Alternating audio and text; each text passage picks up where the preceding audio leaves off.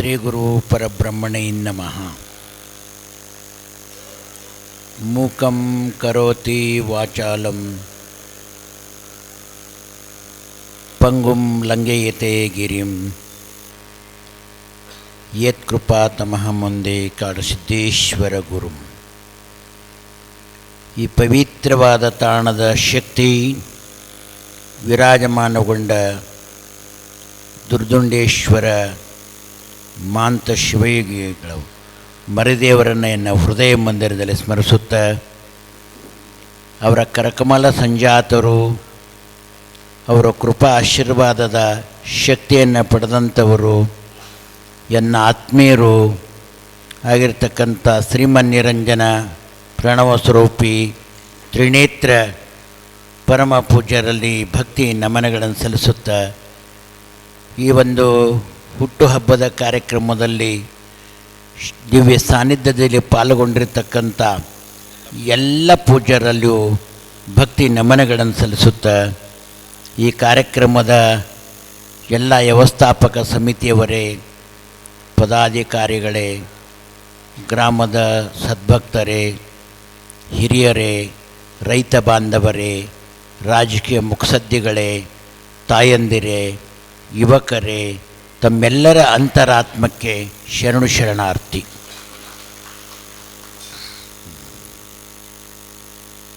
ಬಹುತ್ ಗಹಿ ತೋಡಿ ಹೈ ತೋಡಿ ಬಿ ಅಭ್ಯಾಯಿ.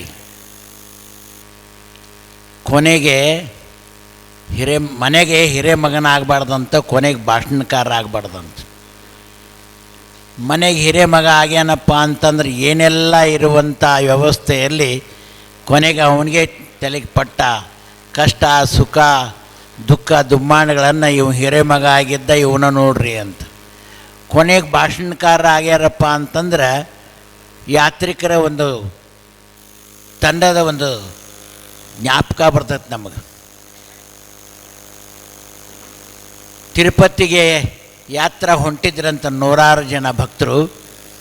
ಅವರು ಹೋಗುವಾಗ ಎಲ್ಲರೂ ಗೋವಿಂದ ಗೋವಿಂದ ಗೋವಿಂದ ಅನ್ಕೊಂತನ ಹೋಗೋರಾಗ್ತಾರೆ. ಆ ಒಂದು ಸಂದರ್ಭದಲ್ಲಿ ಒಬ್ಬ ಮಹಿಳೆ ನೀವು ಅಂದಂಗ ಅಂತಿತ್ತ. ಆದರೆ ಅವ್ರ ಮನೆ ಯಜಮಾನ್ರ ಹೆಸರು ಗೋವಿಂದ ಭಟ್ರಾಗಿರ್ತತಿ. ಈಗ ನಾ ಕೊನೆಗೆ ಬಂದೀನಿ, ಇವರೆಲ್ಲರೂ ತಮ್ಮ ತಮ್ಮ ಸ್ವಇಚ್ಛೆಯಿಂದ ಸಹೃದಯದಿಂದ ಎಲ್ಲರ ಮನ ಮುಟ್ಟುವಂಥ ವಿಚಾರ ಚಿಂತನೆಯನ್ನು ಹಂಚಿಕೊಂಡಿದ್ದಾರೆ. ನಾನು ಅವ್ರು ಅಂದಂಗೆ ಅಂತ ಅನ್ಬೇಕಾಗೈತಿ. ಪರಿಸ್ಥಿತಿಗೆ ಅನುಗುಣವಾಗಿ ಸಮಯ ಲೇಟಾಗಿ ಬಂದಿದ್ದೀವಿ. ತ್ರಿನೇತ್ರ ಮಹಾಸ್ವಾಮಿಗಳವರ ಪರಿಪೂರ್ಣ ಮರಿದೇವರ ಒಂದು ಸಾನ್ನಿಧ್ಯದಲ್ಲಿ ನನ್ನ ಅವರ ಪರಿಚಯ 30 ವರ್ಷದ ಪರಿಚಯ. ಆ 30 ವರ್ಷದ ಹಿನ್ನೆಲೆಯನ್ನು ನೆನೆಸ್ಕೊಂಡಾಗ ನನ್ನ ಮಠನೂ ಕಾಡಗ್ರಹ, ಅವ್ರ ಮಠನೂ ಕಾಡಗ್ರಹ. ಮರದೇವರ ಸ್ವಾಮಿಗಳು ಬೇಬಿ ಗ್ರಾಮದಲ್ಲಿ ಒಂದು ಮಠ ಕಟ್ಟಿದ್ರು. ಅದು ಎಂಥ ಮಠಪ್ಪ ಅಂತಂದ್ರೆ ಆ ಊರ ಗ್ರಾಮಸ್ಥರೆಲ್ಲ ತಿಪ್ಪೆಗುಂಡಿ ಮಾಡಿದ ಜಾಗ ಅದು. ಆ ಜಾಗ ದೊಡ್ಡದೊಂದು ಗುಂಡಿ ಆಗಿತ್ತು. ಆ ಮಠಕ್ಕೆ ಕಟ್ಟಕ್ಕೆ ಜಾಗ ಅವನ್ನ ಕೇಳಿದಾಗ ಭಕ್ತರು ಇದು ನನ್ನ ವ್ಯವಸ್ಥೆ ಮಾಡಿಕೊಡ್ರಿ ಅಂತ ಹೇಳಿದ್ರೆ ಆ ಗುಂಡಿ ಮುಚ್ಚಿ ಮರದೇವರು ಆ ಮಠವನ್ನು ಕಟ್ಟಿದರು. ಅದಕ್ಕೆ ಉತ್ತರಾಧಿಕಾರಿ ನೇಮಕಾತಿ ಮಾಡ್ಕೋಬೇಕು ಅಂಥೇಳಿ ಹುಡುಕವರು ಆಗಿದ್ರು ಅವರು. ಅನಿರೀಕ್ಷಿತ ನಮ್ಮ ಅವರ ಭೇಟಿ ಆದ ನಂತರ ಅವರು ತ್ರಿನೇತ್ರ ಪೂಜ್ಯರನ್ನು ಅಪೇಕ್ಷೆ ಪಟ್ಟರು.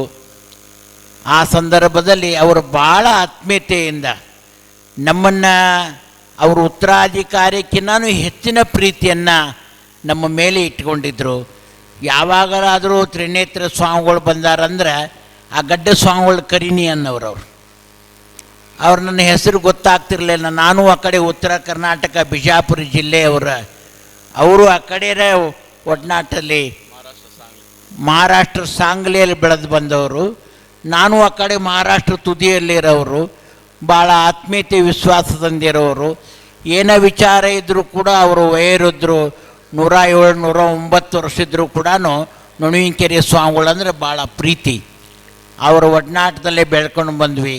ನಮ್ಮ ಮಠನೂ ಪರಿಸ್ಥಿತಿಗೆ ಅನುಗುಣವಾಗಿ 85ರಲ್ಲಿ ನಾನು ಮಠದ ಉತ್ತರಾಧಿಕಾರಿಯಾಗಿ ನೇಮಕಾತಿ ಮಾಡಿಕೊಂಡು ಆ ಮಠಕ್ಕೆ ಬಂದ್ವಿ.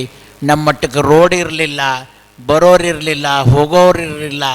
ಆ ಪರಿಸ್ಥಿತಿ ಭಗವಂತನಿಗೆ ಒಂದೇ ಪ್ರೀತಿ ಅನ್ನಂಗೆ. ಬೇಬಿ ಮಠ, ಮರದೇವರ ಮಠ ಹೆಂಗಿತ್ತು, ನುಣಿಕೆರೆ ಮಠ ಹಂಗೆ ಇತ್ತು. ಹಂಚಿನ ಮಠದಲ್ಲಿ ನಮ್ಮಿಬ್ಬರ ಒಡನಾಟ ಬೆಳ್ಕೊಂಡು ಬಂತು. ನಾವಿಬ್ಬರು ಹೆಂಗಪ್ಪ ಅಂತಂದ್ರೆ ಎರಡು ಮುಖದ ಒಂದು ನಾಣ್ಯ ಇದ್ದಂಗೆ ನಮ್ಮಿಬ್ಬರ ಬದುಕು ಹಾಗೇ ಹಂಚಿಕೊಂಡು ಬಂದಿದ್ದೀವಿ. ಶರಣರು ಹೇಳಿದರು, ನಂಬು ನಂಬಲೆ ಮನವೇ ಹಂಬಲಿಸದಿರು, ನಂಬದೆ ನಚ್ಚದೆ ಕರಡದೆ ಕರದಡೆ ಓಯನ್ನ ಶಿವನು. ಮರದೇವರು ಗುರುಗಳು ಹಿರಿಯರಾಗಿರ್ತಕ್ಕಂಥವ್ರು ನನ್ನ ಒಡನಾಟದಲ್ಲಿದ್ದು, ನೀವಿಬ್ಬರು ಭಾಳ ಆತ್ಮೀಯತೆಯಿಂದ ವಿಶ್ವಾಸದಿಂದನ ಈ ಭಾಗ ಆ ಭಾಗ ಬೆಳ್ಕೊಂಡು ಹೋಗ್ಬೇಕಪ್ಪ ನೀನು, ಇವ್ರನ್ನ ಕೈ ಬಿಡಬೇಡ ಅಂತಕ್ಕಂಥ ಮಾತನ್ನು ಅವ್ರು ಹೇಳ್ಕೊಂಬಂದರು. ನಾವು ಲಟ್ ಬಾಕ್ರಿ ಗಟ್ಟು ಪಿಟ್ಲ ಮಹಾರಾಷ್ಟ್ರದವ್ರು, ನಾವು ಖಾರ ರೊಟ್ಟಿ ತಿಂದವರ, ಅವರು ಖಾರ ರೊಟ್ಟಿ ತಿಂದವರ. ಉತ್ತರ ಕರ್ನಾಟಕದಲ್ಲಿ ಬೆಳೆದಿರತಕ್ಕಂಥ ಗತ್ತಿನಲ್ಲಿರ್ತಕ್ಕಂಥ ಸ್ವಾಮಿ ನೀನೂ ಆಗಿದೆಯಾ, ನಿನ್ನ ಮಠ ಹೆಂಗೆ ಬೆಳೆಸ್ತೋ ಈ ಮಠನೂ ಹಂಗೆ ಬೆಳೀಬೇಕಪ್ಪ, ನಿಮ್ಮಿಬ್ಬರು ಒಡನಾಟ ಒಂದೇ ರೀತಿ ಇರಬೇಕು ಅಂತ ಅವರ ಆಶೀರ್ವಾದ ದಯಪಾಲಿಸಿದರು. ನನಗೆ ನಮ್ಮ ಗುರುಗಳೊಂದು ಆಶೀರ್ವಾದ, ರಂಭಾಪುರಿ ವೀರಗಂಗಾಧರ ಶಿವಾಚಾರ್ಯನ ತಾವೆಲ್ಲ ಒಡನಾಟದಲ್ಲಿ ಬೆಳೆದಂಥವ್ರು ಇದ್ದೀರಿ. ಅವರಲ್ಲಿ ನಾನು 20 ವರ್ಷ ಸೇವೆ ಮಾಡಿರ್ತಕ್ಕಂಥವ್ರು ಆದ್ವಿ. ನಂತರ ಇಲ್ಲಿ ಮರದೇವರು ಸಿಕ್ಕರು, ಇವರಲ್ಲೂ ಕೂಡ ಇವರು ಸೇವೆ ಮಾಡಿದರು. ಸೇವೆತೋ ಪರಮೋ ಧರ್ಮ. ನಮ್ಮಿಬ್ಬರ ಸೇವೆ ಸಮಾಜದಲ್ಲಿ ಎದ್ದು ಕಾಣತಕ್ಕಂಥ ಸನ್ನಿವೇಶ ನಾವಿಬ್ಬರೂ ಪಡೆದೀವಿ, ಒಬ್ಬರ ಅಂತಲ್ಲ. ಇವನಾರವ ಎಂದೆನಿಸದಿರಯ್ಯ, ಇವ ನಮ್ಮವ ಎಂದೆನಿಸಯ್ಯ, ಎನ್ನ ಮನೆಯ ಮಗನಾಗಿರಿಸಯ್ಯ ಕೂಡಲ ಸಂಗಮ ದೇವ ಅಂತೇಳಿ ಶರಣರ ಅನುಭವದ ಮಾತನ್ನು ಹೇಳ್ತಾರಲ್ಲ, ಅದೇ ರೀತಿ ನಾವು ನಮ್ಮವರು ಅಂತಕ್ಕಂಥ ಭಾವನೆಯಲ್ಲೇ ಬೆಳೆದಿದ್ದೀವಿ. ಇವತ್ತಿನ ಮುಖ್ಯಮಂತ್ರಿಗಳನ್ನು ಕೂಡ ನೀವೆಲ್ಲ ಕಣ್ಣಿಲೆ ನೋಡಿದ್ದೀರಾ, ಬಂದಿದ್ದೀರ. ಬೇಕಾದಷ್ಟು ಕಡೆಗೆ ಇವರು ಗೌಡ್ರಾಗಿ ನೊಣಿಕೆರೆ ಮಠಕ್ಕೆ, ಲಿಂಗಾಯತರ ಮಠಕ್ಕೆ ಹೋಗಾರ, ಐನಾರ ಮಠಕ್ಕೆ ಹೋಗಾರ ಅಂಥೇಳಿ ಅವ್ರ ಮೇಲೆ ಬೇಕಾದಷ್ಟು ಜನ ಚಾಲೆಂಜ್ ಮಾಡಿದರು, ವಾದ ಮಾಡಿದರು, ಹಠ ಮಾಡಿದರು. ಅವರು ಎದೆ ತಟ್ಟಿ ಹೇಳ್ಕೊಂಡ್ರು, ನುಣುವಿನಕೆರೆ ಮಠ ನನ್ನ ಮಠ ಅಂತ. ಈ ಮಾತನ್ನು ಯಾಕೆ ಹೇಳ್ತೀವಪ್ಪ ನಿಮಗಂದ್ರೆ, ಬೆಂಗಳೂರು ನಗರದಲ್ಲಿ ಒಂದು ಆಶ್ರಮ ಐತಲ್ಲಿ, ದಾಸಾಶ್ರಮ ಅಂಥೇಳಿ ರಾಜಾಜನಗರದಲ್ಲಿ 5ನೇ ಬ್ಲಾಕಲ್ಲಿ 3 ಎಕರೆ ಜಮೀನು. ಆ ದಾಸಾಶ್ರಮ 63ನೇ ಇಸ್ವಿಯಲ್ಲಿ ಆ ಆಶ್ರಮದ ಒಬ್ಬ ಪ್ರವಚನಗಾರ ಕೀರ್ತನಕಾರ ಇರ್ತಕ್ಕಂಥ ವ್ಯಕ್ತಿ, ಇವರು ಒಡನಾಟಿನಲ್ಲಿ ಬೆಳ್ಕೊಂಡು ಬಂದಿರತಕ್ಕಂಥವ್ರು. ಅವರು ತೀರಿ ಹೋದ ಮೇಲಿಂದ ಅವನ ಹೆಂಡತಿ 2 ಮಕ್ಕಳು ಇರ್ತಕ್ಕಂಥವ್ರು ಇರ್ತಾರೆ. ನಂತರ ಅವರು ತೀರಿ ಹೋಗ್ತಾರೆ. ಅವರ ಪಾದಯಾತ್ರೆ ಹೋಗಿ ಪಂಡ್ರಾಪುರಕ್ಕೆ ಹೋಗಿ, ಪಂಡ್ರಾಪುರದಲ್ಲಿ ಆ ಪಂಡ್ರಾಪುರ ದೇವರನ್ನು ಅಲ್ಲಿಂದ ತಗೊಂಬಂದು ಒಂದು ದೇವಸ್ಥಾನವನ್ನು ಮಾಡಿದ್ದಾರೆ. ಅಲ್ಲಿ ಆ ದೇವಸ್ಥಾನ ಮಾಡಿದ ಮೇಲಿಂದ ಆ ಪರಿವರ್ತನೆ ಜನ ಎಲ್ಲ ಬಂದು ಈ ಪಂಡ್ರಾಪುರ ದೇವರನ್ನು ನಮಗೆ ಕೊಡುವಂತೇಳಿ ಒಂದು ಪಂಕ್ತಿಯವರು ಭಾಳ ವಾದ ವಿವಾದಗಳನ್ನು ನಡೆಸಿದರು. ಆ ಚಿಂತನೆಯಲ್ಲಿ ಆ ಕೀರ್ತನಕಾರರು ಭಗವಂತನ ಪಾದ ಸೇರಿಕೊಂಡ್ರು ಅಂತ. ನಂತರ ಅವರ ಕುಟುಂಬ, ತಾಯಿ ಇನ್ನೂ ಅದಾಳ, 99 ವರ್ಷ ಆ ತಾಯಿಗೆ ಇನ್ನೂ ಇದ್ದಾರೆ. ಅವರು ಇಂಟರ್ನ್ಯಾಷನಲ್ ಟ್ರಸ್ಟ್, ಅದು ಆ ಟ್ರಸ್ಟಿನ ವ್ಯವಸ್ಥೆಯಲ್ಲಿ ಇವರನ್ನ ಡೈರೆಕ್ಟರ್ ಮಾಡಿ ಇಟ್ಕೊಂಡ್ರು. ನಂತರ ಆ ವಿಚಾರಗಳನ್ನು ಗಮನಿಸ್ಕೊಂಡಾಗ ಡಿ ಕೆ ಶಿವಕುಮಾರ್ ಅವರು ಆ ಒಂದು ಕ್ಷೇತ್ರವನ್ನು ಅಭಿವೃದ್ಧಿ ಮಾಡೋಣ ಅಂದಾಗ ಅವರು ಅದನ್ನು ವಹಿಸ್ಕೊಂಡ ಮೇಲಿಂದ ಸಮಸ್ಯೆ ಶುರುವಾತು ಅಂಥೇಳಿ ಆ ಒಂದು ಸ್ಥಳವನ್ನು, ಆಶ್ರಮವನ್ನು ನಮ್ಮ ದೇವೇಗೌಡರು ಅಪೇಕ್ಷೆ ಪಟ್ಟರು. ಅಲ್ಲೆಲ್ಲ ಉಪವಾಸ ಸತ್ಯಾಗ್ರಹ ಮಾಡಿದರು, ಪಾದಯಾತ್ರೆ ಮಾಡಿದರು. ಆಗ ಒಂದು ಆಶ್ರಮ ನನಗೆ ಬೇಕೇ ಬೇಕು ಅಂತಂದರು. 7 ವರ್ಷ ಕೋರ್ಟಲ್ಲಿ ಹೋರಾಟ ಮಾಡಿದರು. ಕೊನೆಗೆ ಅದು ಡಿ ಕೆ ಶಿವಕುಮಾರ್ನ ಹಸ್ತಾಂತರಣ ಆಯಿತು. ಆಮೇಲೆ ಎಸ್.ಎಂ. ಕೃಷ್ಣ ಅವರು, ಆಮೇಲೆ ಧರ್ಮಸ್ಥಳದ ವೀರೇಂದ್ರ ಹೆಗಡೆ ಅವರು, ನಂತರ ಚಿಂಚನಗಿರಿ ವೀರಗಂಗಾಧರ್ ಅವರು, ಎಲ್ಲರೂ ಬಾಲಗಂಗಾಧರನವರು ಎಲ್ಲರೂ ಕೂಡ ಆಶ್ರಮಕ್ಕೆ ಅಪೇಕ್ಷೆ ಪಟ್ಟು ಅದನ್ನು ಯಾರು ಹಸ್ತಾಂತರ ಮಾಡಿರಲೇ ಇಲ್ಲ. ಅಂದಿನಿಂದ ಇಂದಿನವರೆಗೂ ಯಾರ ಕೈಯಾಗಿತ್ತು? ಡಿ ಕೆ ಶಿವಕುಮಾರರ ಕೈಯಾಗ ಇತ್ತು. ಅನಿರೀಕ್ಷಿತವಾಗಿ ಮತ್ತು ನಮ್ಮ ನಿರ್ಮಲಾನಂದ ಪೂಜ್ಯರು ಕೂಡ ಇಲ್ಲ ಈ ಆಸ್ತಿ ನನಗೆ ಬೇಕು ಅಂತ ಕೇಳಕ್ಕೆ ಅವ್ರ ಮನೆಗೆ ಹೋದಾಗ ಡಿ ಕೆ ಶಿವಕುಮಾರ್ ಅವ್ರು ಏನು ಹೇಳಿದಾರಪ್ಪ ಅಂದ್ರೆ ಅದು ನನ್ನ ಮಟ್ಟಕ್ಕೆ ಬೇಕು ಅಂತ ಎದೆ ತಟ್ಕೊಂಡು ಹೇಳಿದ್ದಾರೆ ಅವರು. ನನ್ನ ಮಟ್ಟಕ್ಕೆ ಬೇಕು ಅಂದಾಗ ನೀನು ನನ್ನ ಕುಲ ಬಾಂಧವನಾಗಿ ನನ್ನ ಮೇಲೆ ನೀನು ಚಾಲೆಂಜ್ ಮಾಡಿ ಇನ್ನೊಂದು ಮಠ ಮಾಡ್ತೀಯನೋ ಅಂತ ಅವ್ರು ಕೇಳಿದ್ದಾರೆ. ಆವಾಗ ಅವ್ರು ಹೇಳಿದ್ದಾರೆ ಹೃದಯ ತುಂಬಿ, ನೊಣವಿನಕೆರೆ ಮಠ ನನ್ನ ಮಠ, ಆಶ್ರಮ ಅವ್ರಿಗೆ ಬಿಟ್ಟರೆ ಬ್ರಹ್ಮನಾಗ್ನಿ ಯಾರಿಗೆ ನಾವು ಕೊಡೋದಿಲ್ಲ ಅಂತ ಅವ್ರು ಹೇಳಿರ್ತಕ್ಕಂಥವ್ರಾದರು. ಆ ಕ್ಷಣದಲ್ಲಿ ನಮ್ಮನ್ನು ಅವರು ಬಂದು ಕೇಳಿಕೊಂಡು ಹೋದ ಮೇಲಿಂದ ಮಧ್ಯಾಹ್ನ 3 ಗಂಟೆ ಸುಮಾರು ನಮ್ಮ ರಾಜುಗೆ ಫೋನ್ ಮಾಡಿ ಅಪ್ಪಾಜಿ ಎಲ್ಲಿದ್ದಾರೆ ಅಂತ ಕೇಳಿದ್ರು. ನಾನು ಹೈದರಾಬಾದ್ದಲ್ಲಿದ್ದೆ.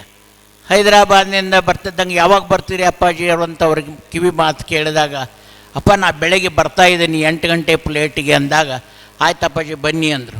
8 ಗಂಟೆಗೆ ನಾ ಬರ್ತಿದ್ದಂಗೆ ಅವ್ರು ಬಂದು ಅಲ್ಲೇ ನಿಂತ್ಕೊಂಡು ರಾಜಾಜಿನಗರ ರಿಜಿಸ್ಟ್ರ್ ಆಫೀಸ್ ಸೀದಾ ಕರ್ಕೊಂಡು ಹೋಗಿ ಅವತ್ತೇ ನಿಂತು ರಿಜಿಸ್ಟ್ರ್ ಮಾಡೇ ಕೊಟ್ಬಿಟ್ರು. ಅದು ಇವತ್ತು ಅದು 3 ಎಕರೆ ಜಮೀನು ನನ್ನ ಹಸ್ತಾಂತರ ಆಗಿದೆ. ಆ ಇಂಟರ್ನ್ಯಾಷನಲ್ ಟ್ರಸ್ಟಿಗೆ ನಾನೇ ಬೋರ್ಡ್ ಚೇರ್ಮನ್ ಆಗಿದ್ದೀನಿ.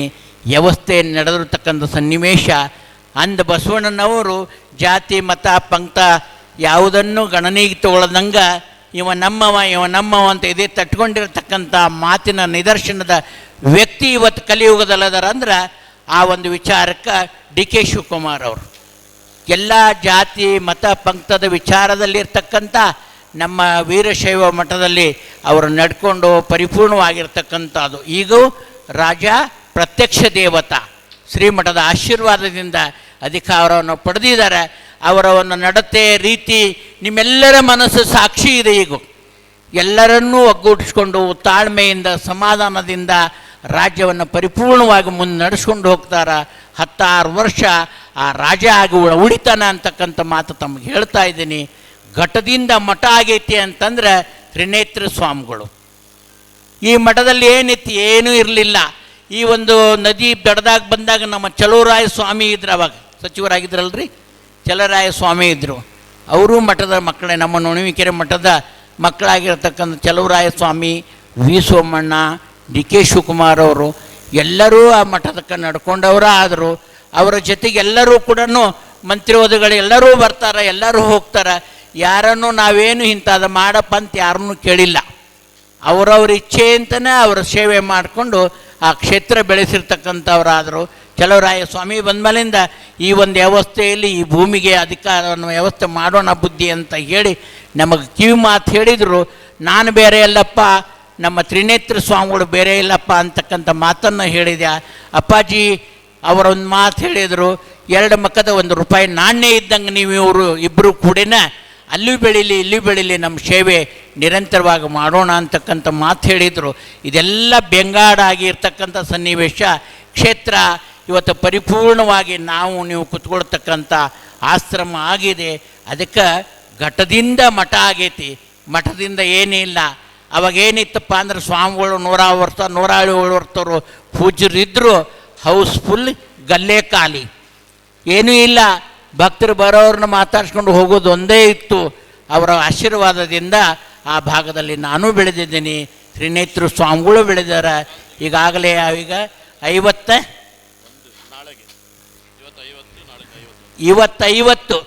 ನಾಳೆ ತ್ರಿನೇತ್ರ ಸ್ವಾಮಿಗಳು ಅವರ ಅಪ್ಪನ ಹೆಂಡತಿ ಮಗ ಆಗಿ 51ನೇ ವರ್ಷ ಅವರಿಗೆ.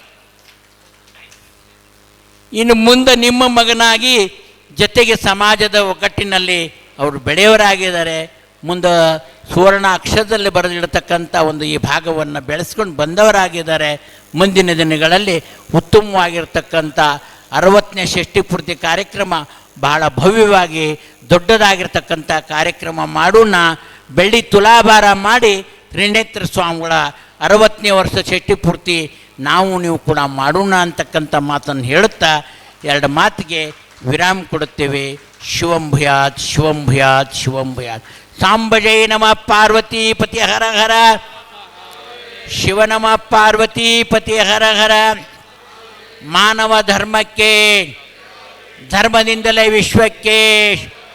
ವಂದೇ ಭೋಲೋ ಭಾರತ್ ಮಾತಾ ಕಿ, ಹಿಂದೆ ಸುಮ್ ಕುಂತವ್ರ ಮಹಾರಾಜ್ ಕಿ.